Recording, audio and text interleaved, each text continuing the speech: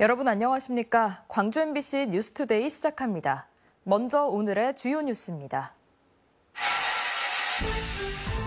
2025학년도 수능 시험이 곧 시작됩니다. 광주 전남에서는 3만여 명의 수험생들이 시험을 치릅니다. ACC와 전남대병원 사이의 인수의 거리가 확 넓어집니다. 내년 1월 개통을 목표로 막바지 공사가 한창입니다. 전국적으로 백일해가 대유행인 가운데 광주에서도 백일해 환자가 지난해보다 30배 이상 급증했습니다. 울산의 현대자동차가 트럼프 대통령의 당선 이후 대응 전략 마련에 부심하고 있습니다. 미국 현지 공장에서 생산된 전기차를 어떻게 판매할지가 관건입니다. 2025학년도 대학 수학능력 시험이 곧 시작됩니다. 의대 모집 정원이 대폭 늘어난 뒤 치러지는 첫 수능이기도 한데요. 고사장에 나가 있는 취재기자 연결하겠습니다. 천홍희 기자, 현장 분위기 어떻습니까? 네, 수능이 치러지는 이곳 광주 광덕고 앞은 선배들을 응원하는 후배들의 열기로 뜨겁습니다. 시험 시간이 가까워지면서 수험생들도 하나둘씩 들어오고 있는데요. 부모님과 선생님 그리고 후배들의 격려를 받으며 시험장으로 들어서고 있습니다. 수험생들은 8시 10분까지 모두 시험장으로 들어와야 합니다. 올해는 의대 모집 정원이 늘어난 뒤 치러지는 첫 수능이기도 합니다. 전국적으로 의대 정원이 1,500여 명 늘었는데 광주에서는 전대와 조대 등에서 정원이 기존보다 63명 늘어났습니다. 또 전공 없이 입학하는 무전공 선발 인원도 대학별로 크게 늘어 올해 입시는 예년보다 변수가 많을 것으로 보입니다. 올해 광주 전남에서는 3만여 명의 수험생이 수능에 응시하는데요. 이 중 졸업생 수는 6,700여 명으로 수험생 5명 중 1명 이상입니다. 수험생은 수험표와 신분증을 꼭 챙겨야 하며 혹시 챙기지 못했을 때는 시험장 관리본부를 찾아가서 수험표를 재발급 받아야 합니다. 전자기기는 가지고 들어갈 수 없고 혹시 가져갔다면 1교시 시작 전에 감독관에게 제출해야 합니다. 시험 시작까지는 이제 1시간도 채 남지 않았습니다. 지금까지 광주 광덕고 앞에서 MBC 뉴스 천홍희입니다. 수능일인 오늘 시험장으로 가는 길 날씨는 대체로 무난하겠습니다. 현재 기온 보시면 11도 안팎으로 아침 기온도 어제 같은 시각보다 3도가량 높게 출발한 가운데 한낮 기온 20도 안팎으로 종일 큰 추위 없겠습니다.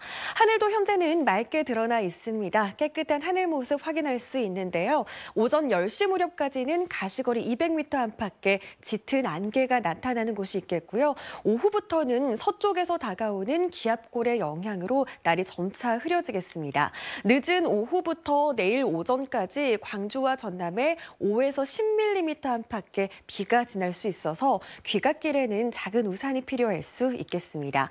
기온차는 크게 벌어지겠습니다. 오늘 광주의 일교차 10도가량으로 벌어지겠고요. 전남 내륙 대부분 지역에서 한 자릿수 기온으로 시작하는 가운데 한낮 기온 20도 안팎으로 일교차는 10도 이상으로 벌어지겠습니다.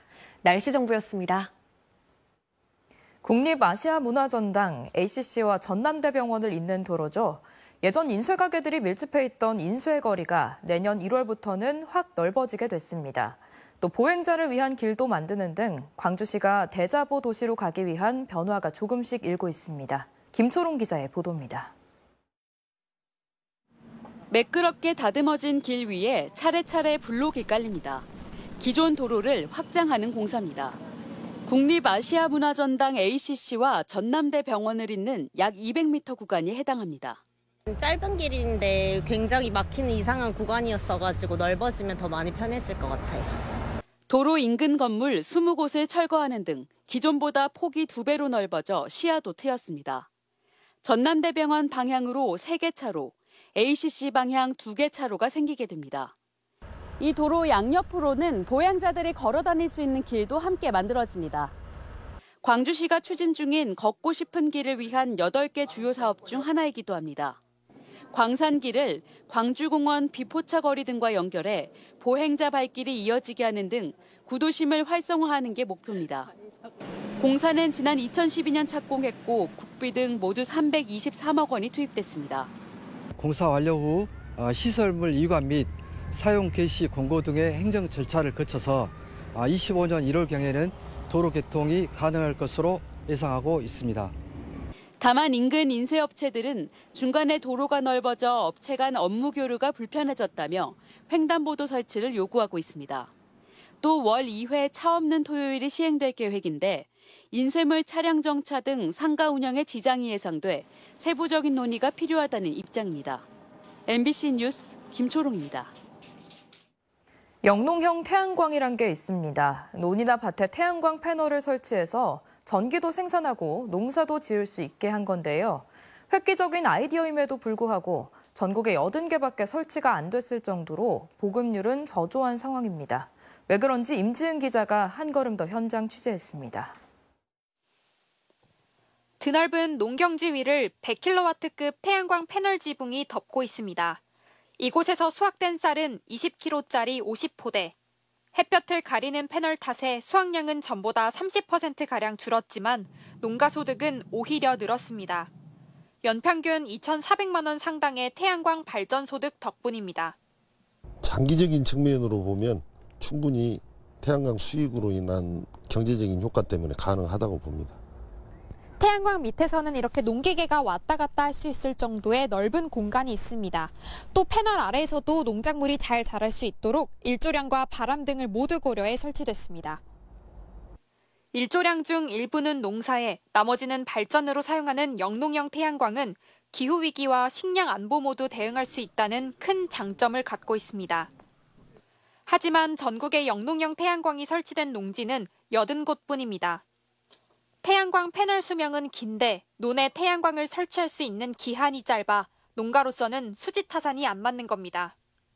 일반적으로 태양광 패널 수명은 25년에서 30년이지만 농지법상 이를 농지에 설치할 경우는 5년까지만 가능합니다. 연장 허가를 받더라도 8년이 최대치입니다. 농지를 농사 외 다른 목적으로 사용할 경우 그 기간을 규제하고 있는데 농가로서는 시설 투자비만 날릴 수 있어 선뜻 나서지 못하는 겁니다. 현행법상으로는 농지 타용도 이 사용허가 기간이 최장 8년밖에 안 되기 때문에 영농형 태양광이 일반 태양광 발전소에 비해서 수익성이 떨어집니다. 정부와 국회는 시행령 개정을 통해 허가 기간을 최대 23년까지 늘리겠다고 약속했지만 농지 기능 상실 등의 부작용 우려도 적지 않아 21대 국회 임기 만료로 관련법이 폐기됐고 이후 논의도 더디기만 합니다. 입지 규제나 관련 규제를 개선하는 방향으로 우선 검토를 하고 있고요. 빠른 시일 내 제도화가 되어서 희망하신 농업인들이 하실 수 있도록. 영농형 태양광이 농업의 새로운 소득원으로 안착하기 위한 조속한 제도 보완이 필요해 보입니다. MBC 뉴스 임지은입니다. 광주 지역의 100일의 환자 수는 약 600명으로 지난해보다 30배 이상 증가했습니다. 이에 따라 광주시는 생후 12개월 미만 영아는 빠짐없이 제때 예방접종을 해야 하고 임신부와 동거 가족 등도 예방접종할 것을 당부했습니다. 100일에는 경련성 기침을 일으키는 급성 전염병으로 최근 국내에서 유행하며 생후 2개월 미만의 첫 사망자가 발생했습니다. 광주시 의회는 어제 열린 행정사무감사에서 광주시 산하기관인 광주테크노파크가 성범죄로 실형을 선고받은 직원을 뒤늦게 징계했다고 비판했습니다. 의회는 가해 직원이 관련 업체 종사자를 성추행해 올해 1월 실형을 선고받았지만 9월에서야 파면 징계를 의결했다며 사건 발생 2년여 만에 징계한 것은 2차 가해라고 지적했습니다. 김영집 광주테크노파크 원장은 사건 당시 제보를 받은 담당자가 바뀌어 업무 인수가 안 됐고 피해자가 빨리 정식 요청했다면 빠르게 진행됐을 것이라며 피해자에게 죄송하다고 답했습니다. 그제 오후 불이 난 영광 태양광 시설의 재산 피해액이 소방서 추산 5억 6천여만 원으로 집계됐습니다. 영광 소방서는 그제 오후 3시 반쯤 영광군 홍농읍의 한 태양광 시설에서 난 불로 에너지 저장 장치인 ESS실 1개동과 배터리 모듈 560여 개가 전소되는 등 5억 6천여만 원의 재산 피해가 났다고 밝혔습니다. 소방당국은 배터리에서 전기적인 요인으로 불이 난 게 아닌가 보고 정확한 경위를 조사하고 있습니다.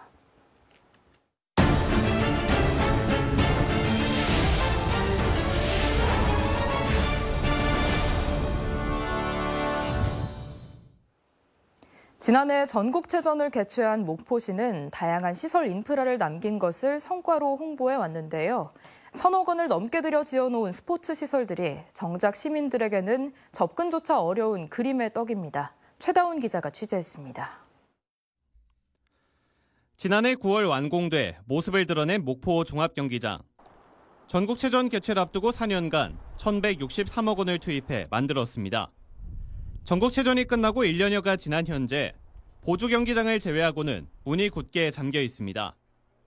공식 대회가 열리지 않는 기간에도 시민들의 접근이 차단돼 있는 겁니다. 목포 지역은 평화광장 말고는 좀 딱히 달리기를 할 데가 없는 것 같아요. 주 경기장을 뛰면 훨씬 더 수월하게 달릴 수 있을 것 같아요. 올해 종합경기장 운영 일수를 따져봤습니다. 소년체전 8일, 공식 육상대회 9일, 그리고 장관기 체육대회 3일과 전지훈련 66일. 1년 중 석 달여 동안만 공식 대회가 열렸지만 나머지 기간에도 시민들은 경기장을 구경조차 할 수 없었습니다. 목포시는 신규 체육시설을 시민들에게 개방하지 않는 이유로 시설 보호를 들고 있습니다. 내년 생활체육대축전 등 전국 단위 대회를 앞두고 시민 개방을 했을 경우 불필요한 유지보수 예산이 더 투입될 수밖에 없다는 겁니다. 지금 먼저 우리 시설 관리가 더 중요하다고 봅니다. 큰 대회를 앞두고 어떤 부분이 지금 훼손되거나 그러면. 하지만 생활체육대축전에서 활용될 테니스장, 축구센터, 다목적 체육관 등은 이미 시민들 품으로 돌아온 상태. 전국체전을 앞두고 지어진 반다비 체육관 역시 이용 불가 상태가 장기화되고 있습니다. 전국체전을 비롯한 전국 규모의 체육 행사를 잇따라 개최하며 스포츠 도시를 선언했던 목포시. 우리 목포는 이제 스포츠 도시로 변신했습니다. 스포츠 관광 도시로 변신했습니다. 목포시의 꿈이 시민 누구나 생활체육을 즐길 수 있는 스포츠 도시인지 거창한 스포츠 시설을 갖고만 있는 것인지 의문입니다. MBC 뉴스 최다운입니다. 덴마크 출신의 세계적인 설치 미술 작가 올라퍼 엘리아슨의 숨결의 지구라는 대형 작품이 신안군 도초도에 완성됐습니다. 수국의 섬으로 유명한 도초도의 생태와 자연 환경이 작품과 어우러져 대지의 미술관으로 탄생했습니다. 신광하 기자가 소개합니다. 수국공원 정상에 직경 8m의 공 모양 구조물이 설치됐습니다. 동굴 같은 입구를 지나면 대지의 토양과 식물의 푸르름을 상징하는 붉은색과 녹색의 타일이 장식돼 있습니다. 돔 가운데 서면 구조물 안으로 들어오는 태양의 움직임에 따라 시시각각 변하는 자연과 자신의 모습을 느낄 수 있습니다. 덴마크 출신의 세계적 설치 미술 작가 올라프 엘리아슨의 숨결의 지구가 모습을 드러냈습니다. Or even a prayer of any faith possible, or holding yourself accountable. Have you done what you need to do today for the well-being of the planet? 숨결의 지구가 완성되면서 도초도 수국공원은 거대한 대지의 미술관으로 탄생했습니다. 해마다 수국축제가 열리는 도초도의 자연을 소재로 섬 전체가 대지 미술이 시작되는 무대가 됐습니다. 총 사업비 47억 원을 투입해 4년간 진행된 대지의 미술관 사업은 신안군의 지방소멸 대응 사업인 원앤올리, 즉 유일무이의 전략으로 탄생했습니다. 세계적 거장들이 참여하는 미술관 건립 사업은 4개 섬에서 이루어지고 있는데 올라퍼 엘리아슨이 참여한 도초도의 대지의 미술관이 가장 먼저 완성됐습니다. 신안군은 이들 외에도 6개의 뮤지엄을 추가로 건설해 오는 2030년까지 모두 27개 미술관을 섬마다 운영할 예정입니다. 이 작품을 통해서 굉장히 안도감도 생기고 앞으로에 대한 일섬 1뮤지엄에 대한 자신감도 생깁니다. 특색 있는 색채 마케팅으로 국내외 관광객을 섬으로 불러들인 신안군. 속속 완공되는 뮤지엄 등 예술섬 프로젝트가 모습을 드러내면서 천사섬 신안군이 동아시아 예술 중심 도시로 변신을 꿈꾸고 있습니다. MBC 뉴스 신광하입니다. 구리읍에서 사성함을 잇는 오산 케이블카가 최근 전라남도 도시계획위원회 심의를 통과했습니다. 구례구는 지난 2022년부터 오산 사성함과 지리산, 섬진강을 동시에 조망할 수 있는 케이블카를 비롯해 2천억 원 규모의 민관 합작 관광 프로젝트를 추진해 왔습니다. 총 연장 2.34km로 계획된 오산 케이블카는 내년 12월 착공, 2027년 상반기 완공을 목표로 합니다. 전국농민회 총연맹 광주시 농민회는 어제 광주시청 앞에서 기자회견을 열고 광주시는 농촌 지역 피해만 가중하는 소각장 설치 계획을 전면 백지화해야 한다고 주장했습니다. 농민회는 도심 소각장을 폐쇄하더니 환경과 고향을 지키며 살아가는 농촌 주민들에게 고통만 강요하는 것이라고 밝혔습니다. 또 택지 지구를 개발하고 조성할 때 함께 들어서야 할 폐기물 처리장 설치를 계획하지 못하고 이제서야 주민들에게 책임을 떠넘긴다고 덧붙였습니다. 한국전력이 송배전 방식을 교류에서 직류로 전환하기로 했습니다. 한전은 최근 김대중 컨벤션 센터에서 열린 빛가람 전력기술 엑스포에서 이른바 직류 전환 비전을 선언하고 송배전의 전력 손실과 전자파 영향을 줄이기 위해 향후 새로운 전력망 설비는 직류 방식을 적용하겠다고 밝혔습니다. 그간 한전은 장거리 송배전에 유리하고 전압 조정이 수월한 교류 방식을 유지해왔지만 주파수 안정도가 떨어지고 전력 손실도 큰 만큼 송배전 설비 패러다임 자체를 손보겠다는 계획입니다.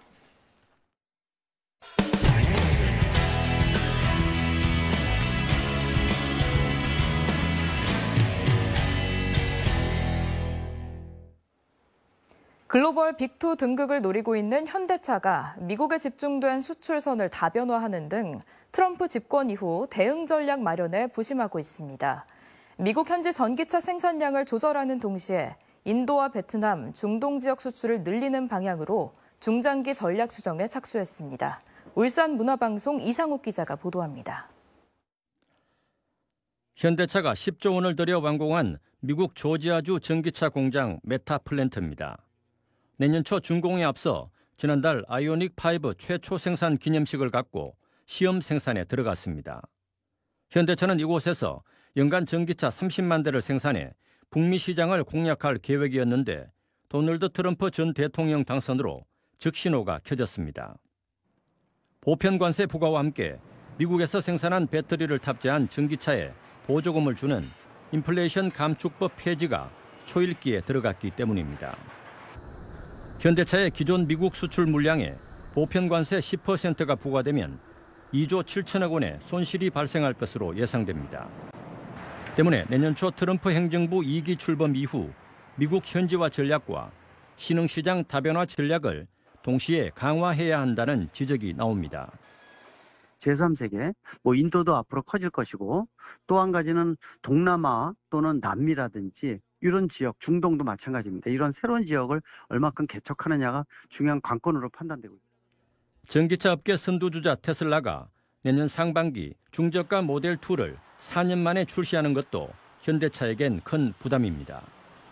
현대차가 올해 상반기 사상 처음으로 미국 내 전기차 점유율 10%를 돌파했는데 테슬라가 트럼프의 전폭적인 지원 속에 다시 반격에 나설 가능성이 높기 때문입니다. 현대차의 올 3분기 영업이익은 6조 4천억 원으로 영업이익만으로 볼 때 글로벌 2위인 폭스바겐을 이미 넘어선 상황에서 미국발 대형 암초를 만난 겁니다. 트럼프의 재등판으로 현대 기아차의 글로벌 빅2 전략에도 수정이 불가피해진 가운데 현대차가 미국발 위기를 어떻게 극복할지 산업계에 관심이 집중되고 있습니다. MBC 뉴스 이상욱입니다. 특정 단체에 속한 기자들이 같이 다니면서 자치단체의 특별 대우나 금전을 요구한 정황이 있다는 소식 어제 전해드렸는데요. 이뿐만이 아니었습니다. 자신들의 요구사항이 받아들여지지 않으면 이상하리만치 닮은 내용의 비판 기사를 비슷한 시각에 함께 내보내기도 했습니다. 전주문화방송 전재훈 기자입니다.